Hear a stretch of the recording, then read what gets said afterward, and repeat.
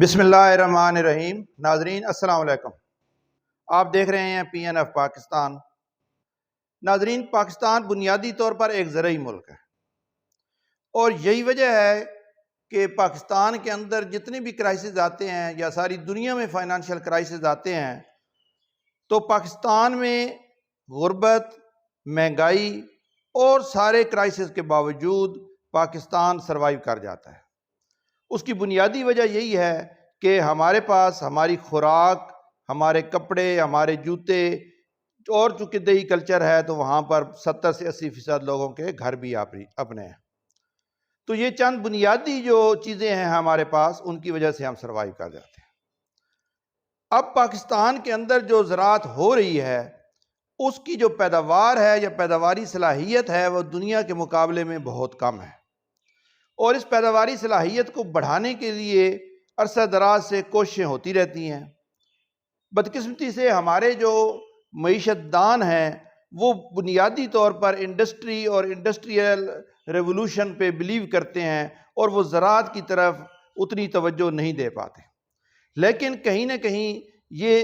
خواہش موجود رہی ہے کہ پاکستان کی جو زرعی اجناس ہیں ان کی پیداوار بڑھائی جائے، اور پاکستان کا جو زرعی ملک ہونے کا سٹیٹس ہے اس سے فائدہ اٹھاتے ہوئے زرعی اور خوراک کے اندر خود مختاری یا خود کفالت وہ حاصل کی جائے، اور پھر ایگرو بیسڈ انڈسٹری کی بنیاد پر کچھ ایکسپورٹس وغیرہ بھی بڑھائی جا سکیں۔ حال ہی میں پاکستان کے اندر ایک اسپیشل فیسیلیٹیشن انویسٹمنٹ کونسل بنائی گئی ہے جس کے سربراہ وزیر اعظم ہیں، لیکن اس کے اندر پاکستانی فوج کو ایک اہم کردار سونپا گیا ہے۔ اور جس طرح چین نے ایک پاکستان کے ساتھ نئے کوریڈور 2 کھولے ہیں، جس کو ایک کو وہ گرین کوریڈور کہتے ہیں اور وہ زراعت سے متعلقہ ہے، اور دوسرا ہیلتھ کوریڈور ہے، تو جو گرین کوریڈور ہے اس کے تحت پاکستان کے اندر کارپوریٹ فارمنگ کو توسیع دینے کے منصوبے جو ہیں وہ بنائے جا رہے ہیں۔ اب یہ جو کارپوریٹ فارمنگ ہے اس کو کس طرح کیا جائے گا؟ یہ اسپیشل انویسٹمنٹ فیسیلیٹیشن کونسل کے بینر تلے ہوگا، اور اس میں ظاہر ہے پاک فوج کا ایک بہت اہم کردار ہے، جس پر آپ تنقید بھی کر سکتے ہیں کہ ہماری جو فوج ہے وہ ملک کے اندر بہت سارے معاملات میں انوالو ہوتی چلی جا رہی ہے اور یہ سلسلہ بڑھتا جا رہا ہے، لیکن ظاہر ہے فوج کے پاس ایک وسیع تجربہ بھی ہے، اور اس کو اگر وہ مثبت طریقے سے اس کو استعمال کر لیا جائے ملک کے اندر، چونکہ اب دنیا میں اس طرح کی جنگوں والے حالات نہیں رہے، تو ایک آپ کے پاس آرگنائزڈ فوج ہے، اس کو اگر آپ ان کے ڈومین میں رکھتے ہوئے استعمال کر لیں تو اس میں کوئی حرج بھی نہیں ہے۔ تو پاکستان کے اندر جو پنجاب ہے، جو 5 دریاؤں کی سرزمین جسے کہا جاتا ہے، یہ پنجاب کسی زمانے میں سارے کا سارا ایک طرح سے جنگل ہوتا تھا،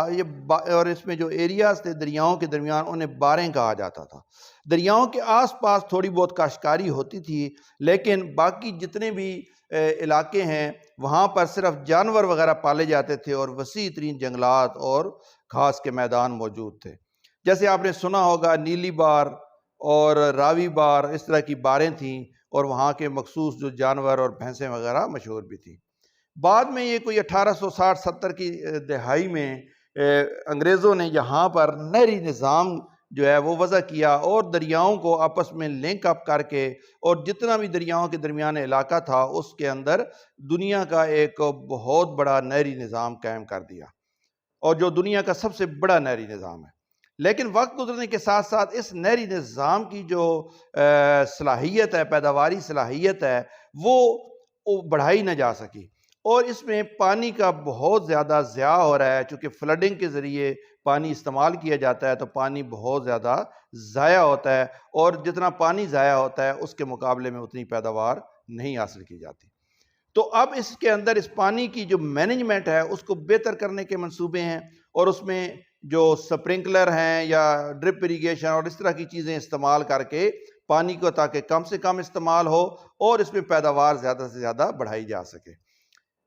پاکستان کے ساتھ چین بھی انٹرسٹڈ ہے یہاں پر انویسٹمنٹ میں، اور جو گلف کنٹریز ہیں، سعودی عرب ہے، قطر ہے، یو اے ای وغیرہ، بحرین، وہ بہت عرصے سے چونکہ ان کے پاس زرعی زمینیں نہیں ہیں، اور وہ افریقہ کے کئی ممالک میں جا کے زمینیں لیز پر لیتے ہیں اور وہاں پر پھر کاشتکاری کرتے ہیں اور وہاں سے وہ چیزیں اپنے ملک میں لے جاتے ہیں۔ اسی طرح کے کچھ ماڈلز پاکستان کے اندر بھی، اس سے پہلے بھی 1990 کی دہائی کے آخر میں بھی کچھ کمپنیز رجسٹرڈ کی گئیں اور ایک کارپوریٹ فارمنگ کی کوشش کی گئی، لیکن پھر حکومت کے بدلنے سے وہ منصوبہ بیچ میں رہ گیا۔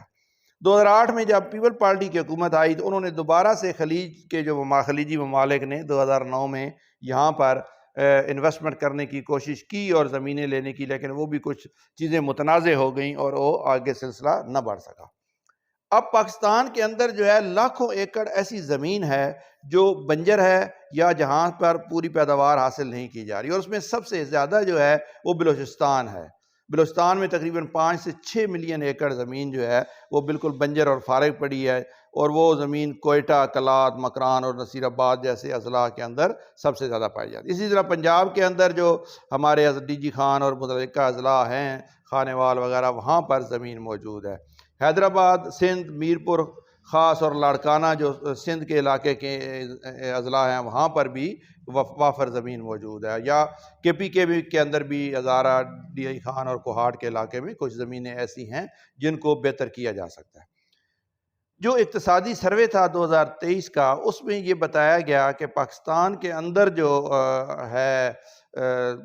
جی ڈی پی ہے ہماری، اس کے اندر تقریباً 22 سے 25% حصہ زراعت کا ہے، یعنی اس وقت بھی ہم 70 سے 75 ارب ڈالر کی ہماری زرعی اجناس پیدا ہو رہی ہیں، اور وہ زرعی اجناس اگر پیدا نہ ہوتی تو پھر ہمیں 75 ارب ڈالر کی یہ چیزیں باہر سے منگوانا پڑتی ہیں، اور ظاہر ہے وہ ہمارے لیے ممکن نہیں تھا۔ اور یہ جو 75 ارب ڈالر کی زرعی اجناس ہیں، انہی وجہ سے ہمارا ملک اچھے برے حالات میں سروائیو کرتا رہتا ہے۔ اس کے علاوہ 35 سے 40% جو ملازمتیں ہیں، جو لوگوں کو روزگار ملا ہوا ہے، وہ بھی زراعت کے شعبے میں ہے۔ تو یہ ساری چیزیں ہمارے پاس موجود ہیں، لیکن اس کے باوجود ہم گندم، دالیں اور جو آئل ہے، کوکنگ آئل یا اس طرح کی چیزوں کے لیے جو ہمیں چیزیں زرعی اجناس چاہیے ہوتی ہیں، وہ ہماری پوری نہیں ہو پاتی۔ کبھی گندم پوری ہوتی ہے، کبھی باہر سے منگوانی پڑتی ہے، اسی طرح دالیں باہر سے منگوانی پڑتی ہیں۔ تو اس میں اب ایک سسٹم اس لیے بنایا گیا ہے جس کو land information and management system اور کا نام دیا گیا ہے، اور اس کا ایک سینٹر آف ایکسیلنس قائم کیا گیا ہے، اور اسی کے تحت خانیوال کے اندر ایک 2200 ایکڑ پر بہت بڑا فارم بنایا گیا ہے۔ کارپوریٹ فارمنگ کا ناظرین یہ فائدہ ہوتا ہے کہ اس کے اندر آپ بڑی ہیوی مشینری استعمال کر سکتے ہیں، بڑے لینڈ یونٹ ہوتے ہیں، اور ان لینڈ یونٹس کے اوپر آپ وہ جیسے سپرے کرنا ہے تو وہ بڑے بڑے جو مشینیں ہیں وہ کام کریں گی۔ اسی طرح اگر اس کے اندر کاشتکاری کرنی ہے، ایسی ایسی ڈرل مشینیں اب امریکہ کے اندر استعمال ہو رہی ہیں کہ جن کی نیچے کوئی وہ جو 30 40 اور 100 150 کی وہ ان کی روز ہوتی ہیں، قطاریں ہوتی ہیں، اور ہر ایک جو کمپیوٹرائز سسٹم ہے کہ اگر جس رو میں وہ چلتے چلے جا رہے ہیں اور جہاں پر وتر ہوگا اس وتر کے اوپر جا کر اس دانے کو وہ چھوڑ کر آئیں گی، تو ظاہر ہے اس سے پھر پیداوار یا وہ جو اس کی جرمینیشن ہے وہ بھی بہتر ہوگی۔ تو اس ساری صورتحال میں باوجود اس کے کہ اس پہ کچھ تحفظات ماہرین کے ہیں اس سسٹم پہ، لیکن زرعی خود کفالت کے لیے یہ ایک بہت بڑا اہم قدم ہوگا۔ اس کے علاوہ جو اب چین نے مختلف معاہدے ہمارے ساتھ کیے ہیں کہ وہ ہم سے جو سرخ مرچیں ہیں وہ منگوانا چاہتا ہے، اور اس کے لیے بڑے بڑے فارم یہاں پر وہ ڈیولپ کر کے وہ چاہتے ہیں کہ یہاں پہ وہ مرچیں کاشت ہوں اور وہ ہمیں پرووائڈ کی جائیں، کیونکہ سرخ مرچیں جو ہیں مسالہ جات کے علاوہ کاسمیٹکس وغیرہ میں بھی چین استعمال کرتا ہے۔ اسی طرح جو چیری ہے، اس کے بھی پچھلے دنوں پھر معاہدے کچھ ہوئے ہیں، گلگت اور ان پہاڑی علاقوں میں ہماری جو چیری پیدا ہوتی ہے وہ بھی چین منگوا رہا ہے۔ لائیو سٹاک جو گوشت کا بھی چین اب ہمارا بہت بڑا خریدار بننے چلا جا رہا ہے۔ چین جو کہ اتنا بڑا ملک ہے، 1.5 ارب کی آبادی ہے، تو اس کا کوئی 10 سے 15% وہ گوشت جو ہے وہ ہم سے منگوانا چاہتا ہے، جو پہلے وہ برازیل اور ارجنٹینا اور دور دراز ممالک سے منگواتا تھا۔ اور لائیو سٹاک بھی بلوچستان کے اندر جیسے قلعہ عبداللہ اور قلعہ سیف اللہ اور ان علاقوں میں بہت زیادہ ہے، اور پنجاب کے اندر بھی ہے، تو اس لائیو سٹاک کو ڈیولپ کر کے ہم بہت زیادہ زر مبادلہ جو ہے وہ کما سکتے ہیں۔ اس کے علاوہ یہ جو اب جو فارم جس طرح خانیوال میں بنا یا زرعی زمینیں، اس میں یہ بھی کہا جا رہا ہے کہ اس میں جو انویسٹمنٹس باہر سے بھی ہوگی، اور اس کے علاوہ جو مقامی اگر کوئی انویسٹرز ہیں تو وہ بھی انویسٹ کر سکتے ہیں، اور اس کے لیے ایک پورٹل بنایا جا رہا ہے اس کی شفافیت کے لیے، اور ون ونڈو آپریشن کے تحت ملکی اور غیر ملکی سرمایہ کاروں کو وہ سہولتیں SIFC یعنی special investment and facilitation council کے تحت دی جائیں گی، تاکہ جو سرخ فیتے کی رکاوٹیں ہیں ان سے سرمایہ کاروں کو بچایا جا سکے، اور جو ہماری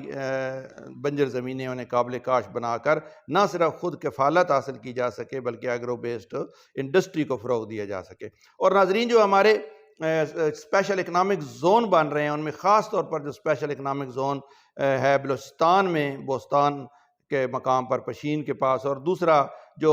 فیصل آباد میں ہے، ان دونوں میں فوڈ پیکیجنگ اور فروٹ پروسیسنگ وغیرہ کے ہیں کہ جو یہاں پر ہماری زرعی خوراک پیدا ہوگی یا جو فوڈ ہوگی یا جو لائف سٹاک کا گوشت ہوگا تو وہ ہم پیک کر کے، جس طرح 10 پیکس ہوتے ہیں تو وہ پوری دنیا کو ہم برآمد کر سکتے ہیں۔ تو ناظرین، سی پیک کا جو ہے نظام اور اس سے جو ملحقہ اب ممالک اس کے اندر شامل ہوئے ہیں، تو اس سے یقیناً جو بھی کوئی نیا کام ہوتا ہے تو اس میں کچھ قباحتیں بھی ضرور ہوتی ہیں، لیکن یہ ضرور ہوگا کہ اس سے ہماری جو پیداواری صلاحیت بھی بڑھے گی، اور جب بڑے فارمز والے ریسرچ بیسڈ چیزیں اپنائیں گے تو چھوٹے جو کاشتکار ہیں ان کو بھی اس ریسرچ سے فائدہ اٹھانے کا موقع ملے گا، اور زراعت کے اندر ہمارا مستقبل بہت بہتر نظر آتا ہے۔ اپنا بہت سارا خیال رکھیے گا۔ آپ سب کا بہت شکریہ۔ اللہ حافظ۔